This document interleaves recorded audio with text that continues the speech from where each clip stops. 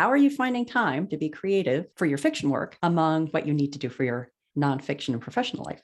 You've got to be really, really intentional about it because, people would ask, how do you find the time to do that? And I would usually give just an offhand answer because people aren't really usually interested in the truth. But the answer is you have to make the time, because if you're just waiting to find the time, it's not going to happen.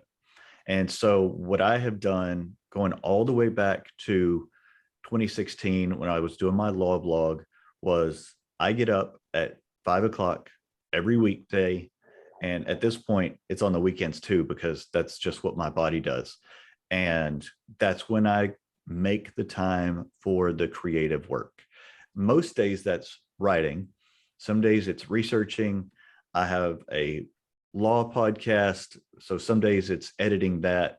And I'm going to be launching a writing podcast soon as another means of marketing with Barbara Hinsky, who's a best-selling mystery and romance author, that we're going to do a writing podcast together.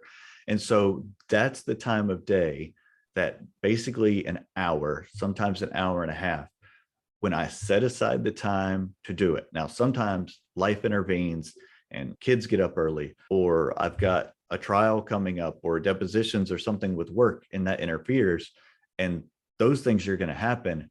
But that block of time is set aside for the creative work, and the other things are the exception to the rule when they break in. And the other part is sometimes it's writing 50 or 100 words here and there in car line waiting to pick up a kid from school, or when the little one is in the bath, or whenever. There's just these small increments of time.